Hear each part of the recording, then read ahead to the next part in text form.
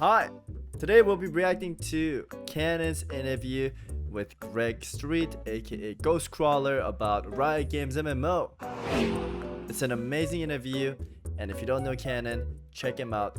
Huge knowledge on Lost Ark and upcoming MMOs. Also, if you see weird residue on my face, it's because I did a Halloween painting face stream, and I was turning into that. Alright, enjoy. What do you think separates games like WoW and Final Fantasy 14 from the others that just don't make it? Like, what is it about them?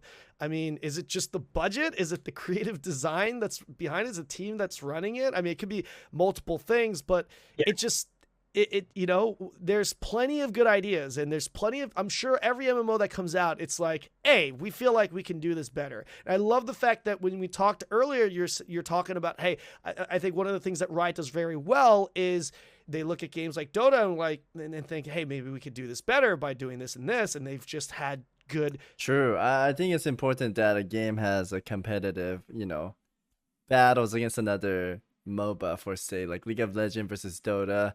And I know there was one more, Han, Heroes of New Earth. I remember in school kids used to fight saying Han's better, League is better, Dota's better, and they could look at each other and pick up things that are nice, right? So WoW never really had big of a competition until like FFXIV recently, I believe. I don't think any of the other MMOs were really on par with WoW, but WoW kind of killed itself. So they've had solid success with that. I'm sure that's the mindset with a lot of MMO developers, but they still just don't make it. Like, I would love to hear your thoughts on that. Yeah, I think you're right that budget is part of it. Like, again, thinking of rating, it's a spectacle. And in Final Fantasy, when a boss comes down and like maybe the guitar kicks in or something, like they don't mind making like custom music for boss fights. Sure, I will say FF, they got good music in boss fights. I did get excited hearing them.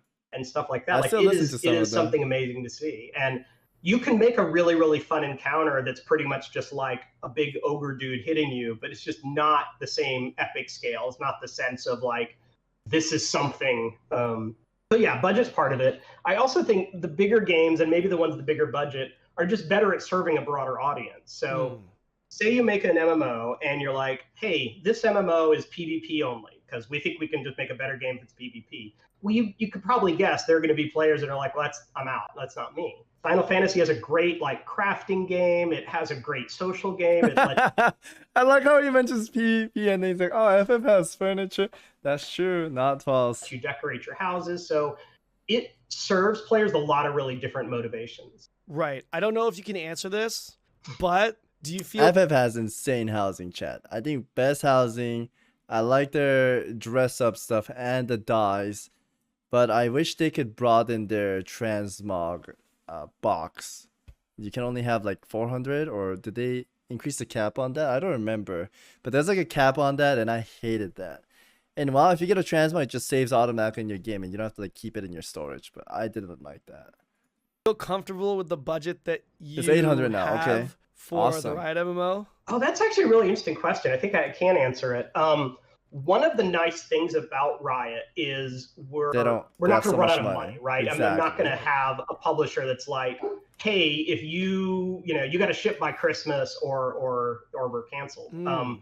Riot will cancel this game if the game isn't good enough. They're not going to cancel the game because it gets too expensive. And those go hand in hand. We could make a very expensive bad game, and then I would get fired. Right. I respect that a lot. If the game's not good, they don't ship it out, and they don't have like a push date. I honestly feel like World of Warcraft, they rushed it. Like releasing it on November 28th, it felt really early for a lot of players. I still think it's a little early. Pre-patch looks like a disaster. I think Overwatch 2 was rushed as well because the PvE was not out, right? Overwatch 2 was supposed to be PvE. That was a highlight of it, but it didn't come out. I remember back then, Blizzard actually like delayed, actually not delayed. There was a StarCraft game. I think it was like about Nova, the Ghost.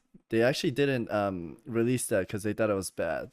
Like, I respect that. I respect those decisions, man. If a company thinks it's bad and they don't want to have bad reputation, Blizzard used to be such a good company, man.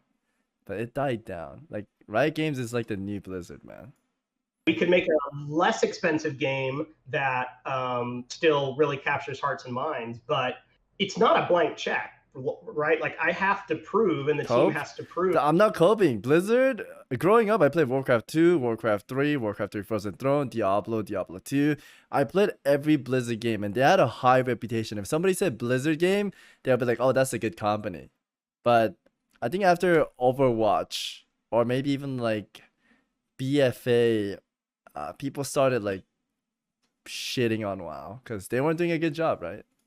Prove that whatever they did a good job back in the day. I think that was the best gaming company. Spend the money on somewhere else. They could make a different game. They could double down on Valorant or something. So it's definitely not a blank check, but it's also not like we're not a startup where, oh gosh, we're out of money. What are we going to do? You know, I can always go back and ask for more. Whether or not I get more is going to depend a lot on what. That's awesome.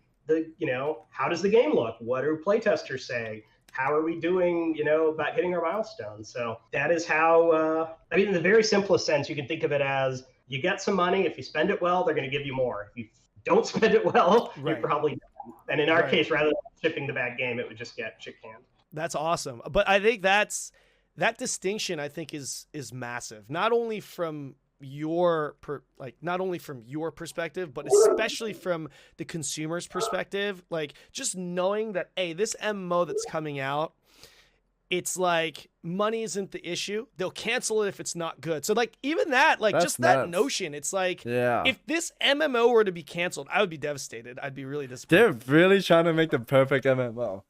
I feel like bars are so high for them though. Like every MMO player is looking forward to this game, right? There's people saying it's gonna flop. There's people saying it's gonna be good. I think Riot will do a good job. I genuinely think they'll do a good job. And I think everyone in the MMO world the MMO community would be pretty devastated that it got canceled. But at the same token, I think it would bring another level of respect and be like, hey man, at the end of the day, it wasn't a money thing. It just wasn't good enough. They just maybe they'll revisit it later. Like I would have a lot of respect for a company that would cancel a game because of that, rather than the actual money that's going into it. That's really, Yeah, I completely agree. The disappointment from players, and I understand there'd be disappointment. I'd be disappointed. But that's coming from, I had such high hopes for this game, and I'm disappointed. Is it going to be free to play? I'm going to guess it's free to play because League of Legends free, Valorant's free, and they mostly make their money off of skins, right? And I think it's better to have a game free because back when I was in high school, I was trying to get all my friends to play World of Warcraft, and having to buy the game and paying $15 a month scared a lot of people away, right? I think a better approach is like Fortnite, just make it free, and they just add skins. I think that's the best. Like Genshin, exactly. Genshin, free to play, but you can spend money in there, right? I think that's the best way to do it. In the new, what do I say? Is it like new generation, new modern world? I don't know how to word it. In this day and age, I think free to play and adding cosmetics is the best way to go. Or even Battle Pass. I know people always poop on me when I say Battle Pass, but I like the Fortnite Battle Pass, chat. Like you pay $10, and as you progress, you get cosmetics. It doesn't really help you or make you stronger in the game. It's just cosmetic, purely cosmetic and emotes, right? And I guess like sprays and arts. It doesn't really help out the gameplay. I don't mind those because the company got to make money somehow, right? I know people are like, oh, you could pay to win or Battle Pass, no, but the company's got to make money somehow, right? Didn't get there. And I think Battle Pass they don't want a bad game. Yeah. They don't want us to like ship the game no matter what. They want a good game, and that's absolutely. We can't deliver a good game. What are we doing? Absolutely. So one of the things that the game does need to do is it needs to generate revenue. Okay, so I'd love to get your thoughts on the differences between, from your perspective, as the guy that needs to generate the revenue. Love to hear your thoughts on a sub-based model versus a free-to-play model. The cannon's actually asking all the good questions, okay? The truth is they're both viable. What you generally get in a sub-based model is fewer players, because fewer players can afford it, but... True, dude. I feel like if WoW was free-to-play, I know this is not going to happen and people get mad when I talk about it, but if WoW was free-to-play, dude, I feel like there'd be so many more people. It's a fact, right? But I guess you have to add some other stuff, like cosmetics. Oops. Are a very steady revenue stream. So You might say, I would rather 1 million players who pay me $15 a month regularly than 5 million players who sometimes pay and sometimes don't. That's just, that's just the economics of it. So generally, if you want to go free to play, it's because you think you can have a lot of players and you'll be okay even if they don't individually spend a lot of money. You'll have a lot of players who spend nothing. You'll have some players who spend more, but on average, you're assuming they're not going to pay that much, and you make up for it with size. And you see that a lot of mobile games, not just mobile MMOs, but mobile games in general, assume that they don't have very long a lifespan, so they need to make money right away. Big audience right away. Freaking mobile games. People are gonna drop. Yeah, do you guys play mobile games? You guys watch Twitch, so you guys probably don't play mobile, right? Man, I remember I played a lot of mobile games when I was younger. I don't fall into those traps anymore, man. It's so gated.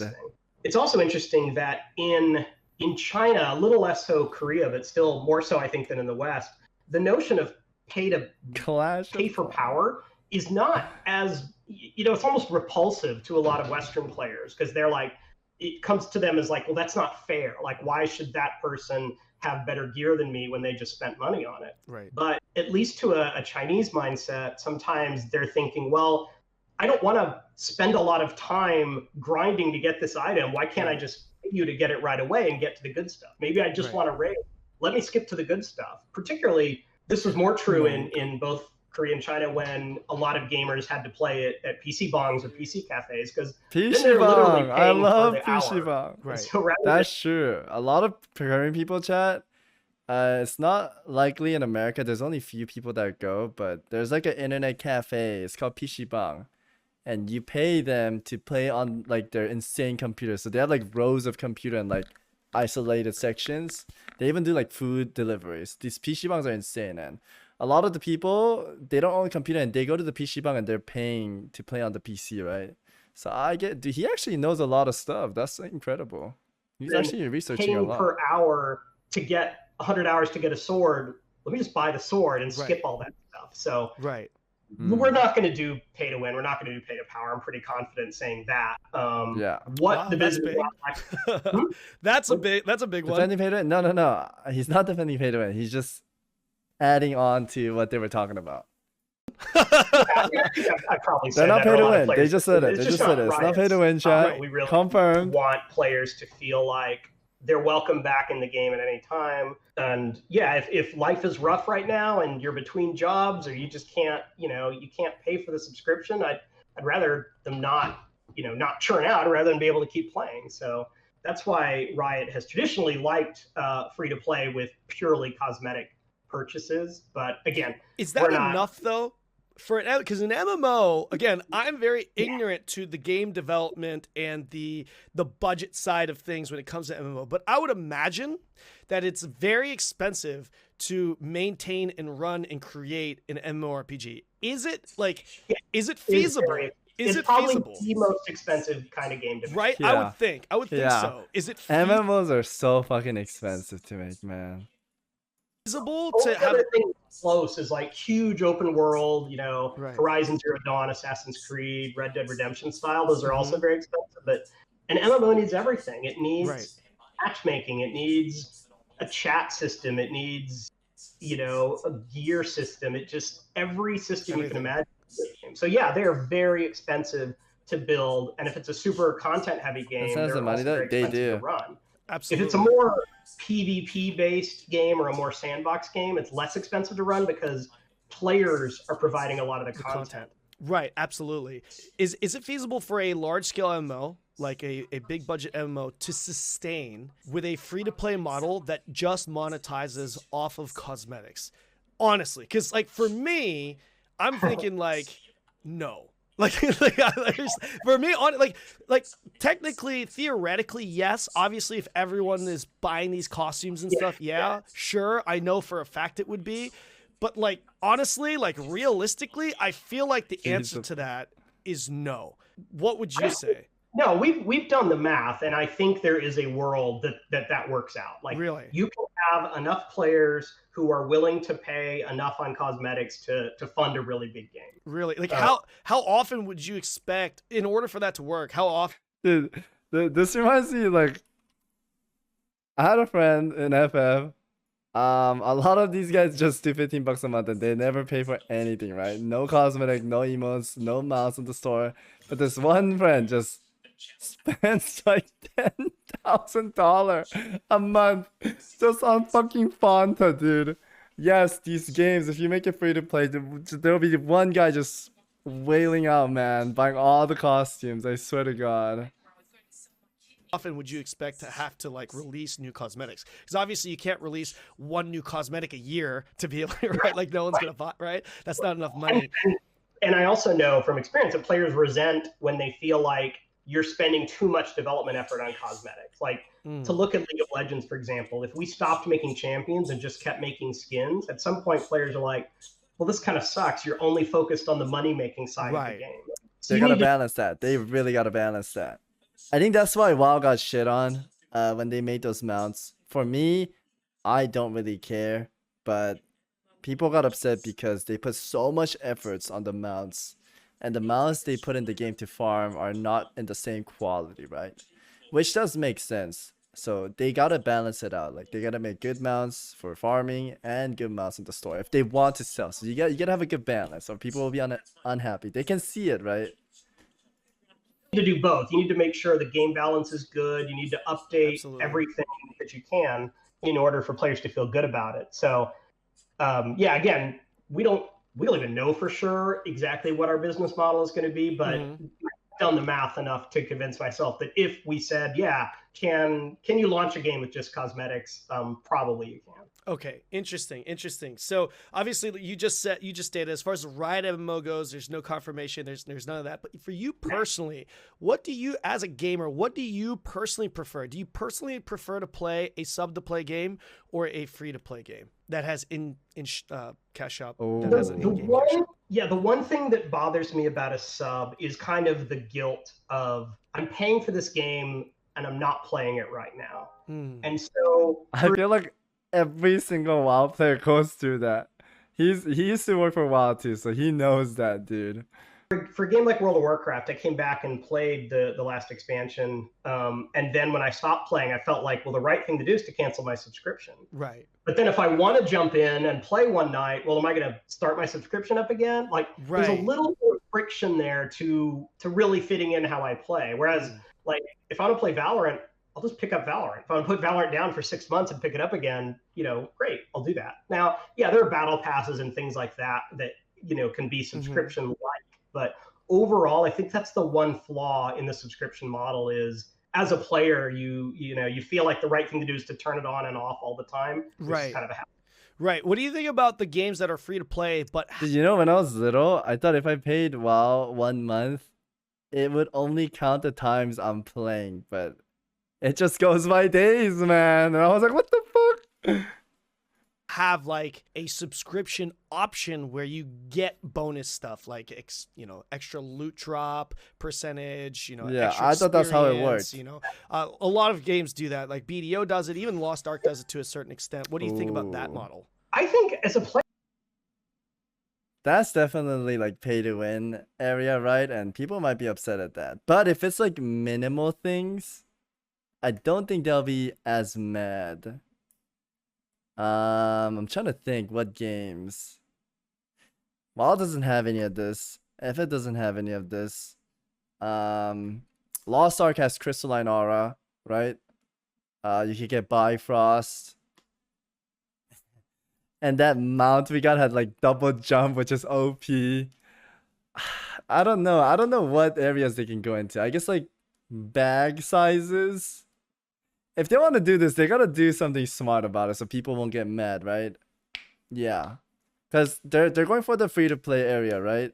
And if it's free-to-play, they have to make money. I wouldn't mind the Battle Pass. Per se, like, the Battle Pass quest is like complete 5 dungeons. Play 5 PvP modes. Capture 5 flags in Warzone Gulch. If you do that, we're gonna unlock you a skin of this glove. And they do that like each week. And then you get to create a full piece of armor, cosmetic. I think if it's cosmetic, everyone will be happy about. But if they're giving more to the people that pay, people will kind of frown upon it. For me personally, if I like a game, I support it and I'll buy the battle pass, etc. Right? But some people are not really open to that, especially the Western. Same thing with Lost Ark. I was okay with buying the Crystalline Aura because I like the game and I enjoy it, and I want to support a game that I'm having fun in, right? I want them to do good. So we'll see how they turn out, but I hope it's not something like big that would upset the people. And I don't think Riot would upset a lot of people. I think they'll make good decisions, man. It's a big company. They have good reputation. I think they'll do a good job with it. Player, I think that's pretty cool because it gives you the option to kind of pay how you want. If you're like, hey, I'm not ready to commit money to this game, awesome. But if you're like, no, I'm in, I know I'm going to spend lots and lots of hours in this game, I don't mind, you know, spending a little more for a better experience. I think that's pretty cool. It is, you know, again, like I said before, with the pay for power, it's a slippery slope, and you can easily turn off players if you're too heavy-handed with that. Dude, I want it longer. Yo, when is the full coming out? That was an awesome interview, Cannon.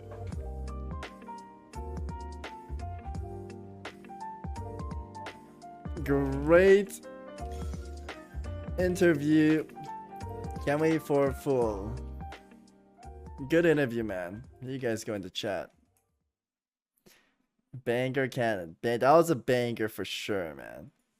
Are you gonna play now? What do you mean play now? Play Riot Games MMO? Of course, dude. This is like one of the MMOs every single MMO players are waiting for, man. I'm surprised they came out with a little interview.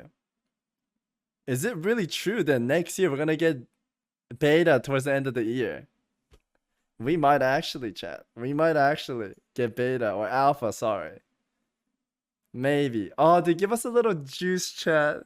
Give us a little drop of juice, man. Please. Game's not gonna come out for another 7 years.